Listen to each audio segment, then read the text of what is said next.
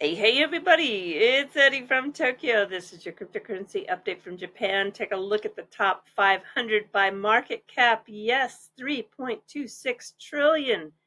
And Bitcoin dominance, woohoo, a very rare 60.4%.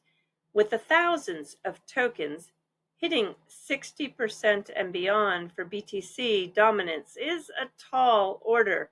Ethereum has 10% of that.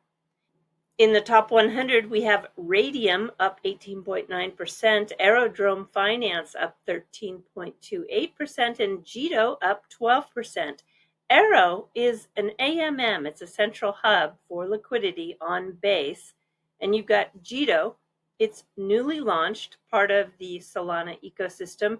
It has a very popular liquid staking, and it's up 69% since its launch just about a month ago.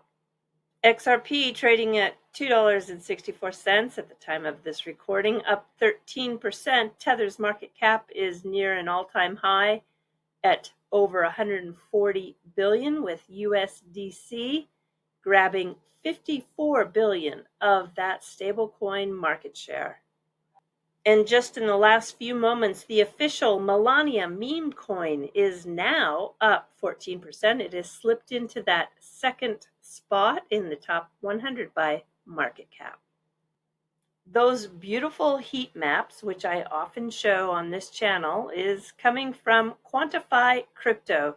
They are really building out their offering, and they wrote a blog today that I found very interesting. Is XRP the key beneficiary of the new U.S. Sovereign Wealth Fund? You know, there's a lot of buzz behind this, and I think, we're going to listen to Trump talking a little bit about what he is putting into motion here. Before we listen to that clip, we're going to cover some of the quick topics in the news that are impacting the space, and you can see in the Chinese media that they are covering the additional tariffs that China wants to impose on the United States. They're going to do that from the 10th of February. It'll be an additional 15% on coal and liquid nitrogen gas, along with 10% on crude oil, the agri-machinery, automobiles with large displacement, and pickup trucks. Well, this is, it's just kind of a tit for tat. I don't know how it's going to go. Mexico and Canada got a little bit of a reprieve with a grace period to get into line. It's too hard to predict where this is going, but one thing is for sure, there's going to be changes.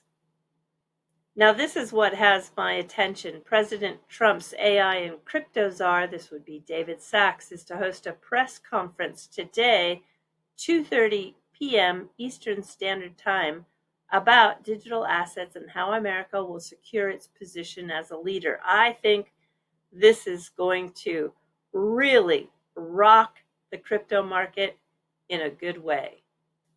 Okay, I want you to imagine something. A combined multi-chain order book that matches and settles future contracts cross-chain, solving that liquidity fragmentation. It's coming. And Santiago Velez, the co-founder of XDeFi, says he's very excited to expand to multiple chains, including the XRP Ledger. Hugo Filion asked, who wants yield on their XRP? And you can see the final results with 4,128 votes. 72.2% say yes, they want yield on their XRP. Only 4% said no, and 23.8% said, tell me how it works.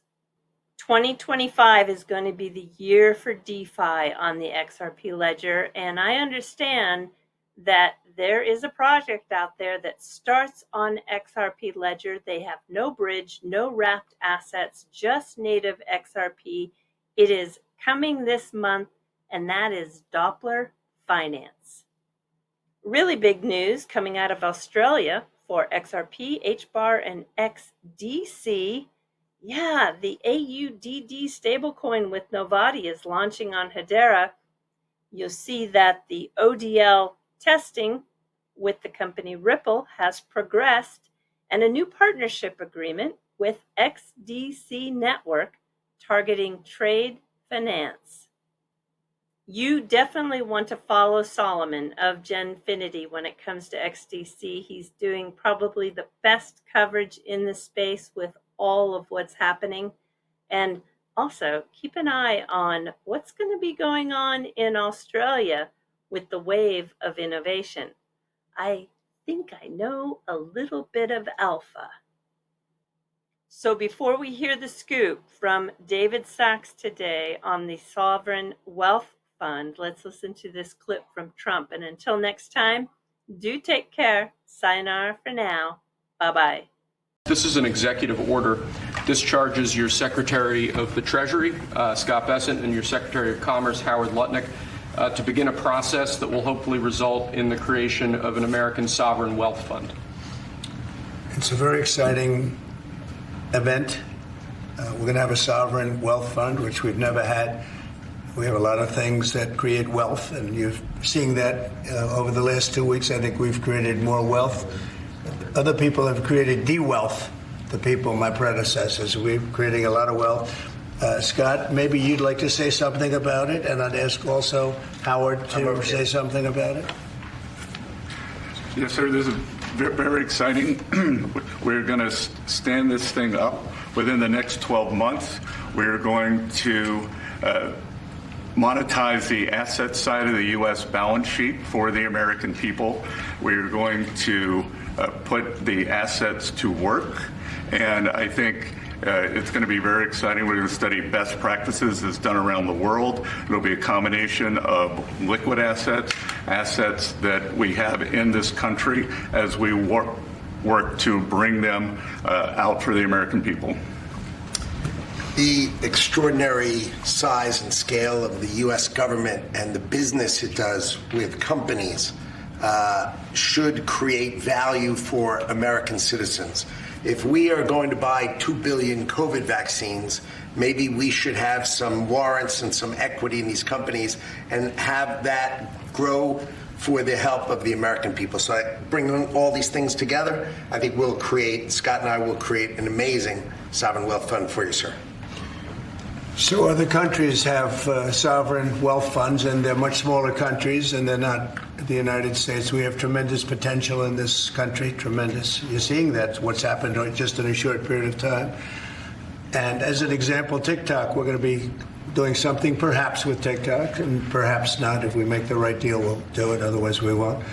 But I have the right to do that, and we might put that in the sovereign wealth fund, whatever we make, or if we do a partnership with very wealthy people, a lot of options, but we could put that as an example in the fund, and we have a lot of other things that we could put in the fund. And I think in a short period of time, we'd have one of the biggest funds, and some of them are pretty large, I must tell you. Some of like the Saudi Arabia fund is on the large side, but eventually we'll catch it.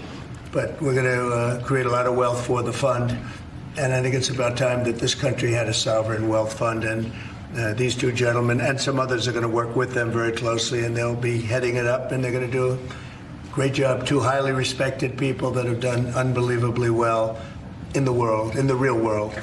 So that's a big deal, huh? Yes, sir. I think it's going to create value and be of great strategic importance.